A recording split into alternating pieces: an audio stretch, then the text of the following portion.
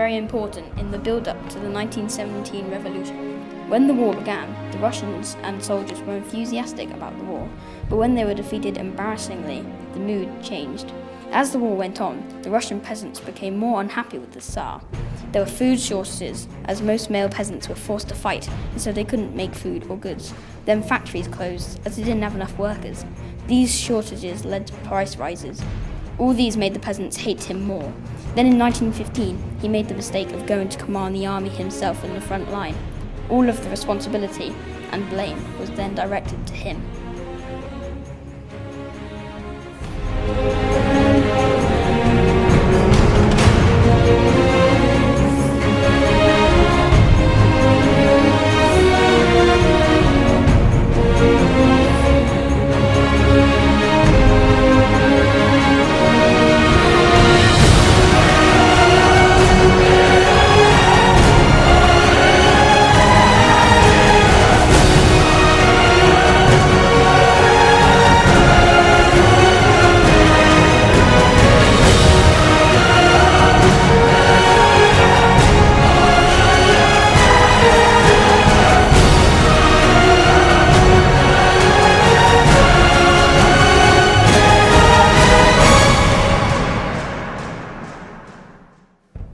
When he went to the front line, his first mistake was leaving his wife in charge of Russia.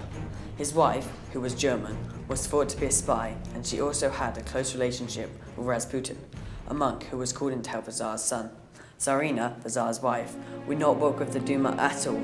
She got rid of all the able ministers and put ignorant, self-centered men instead. It was a disastrous mistake. When war first broke out, the Tsar started to work closely with the Duma, which he had previously cast out. The Duma was the Russian version of the government, like a British parliament. He even appointed senior roles to Duma officials. All of this was an effort, as he didn't want a Duma democracy when he first took over.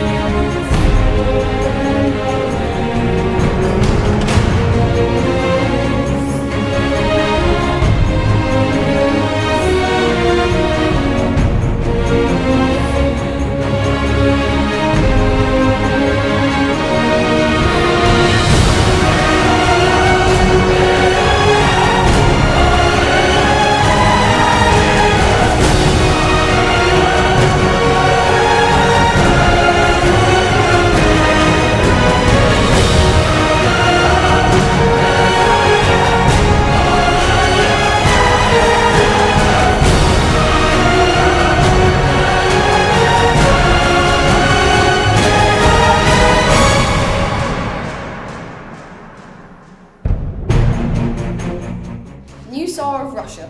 When he found out that he had become Tsar, he was devastated. He didn't want the job of being Tsar because he was scared of messing up. The public were not too happy either. They knew if he became Tsar, he would not be enthusiastic about the job and destroy the country. Because of his nerves of his new job, he added many more rules and laws such as no freedom of press, you were not allowed to say anything bad about him, otherwise the Okhanas, the private police, would come for you. He also did not allow any political parties because he wanted to run the country on his own, without help. Another factor was that his son was badly ill with haemophilia. He could barely look after his son, never mind the country. He was also very selfish and kept all the money for himself and war and left the country in poverty. The peasants wanted revenge.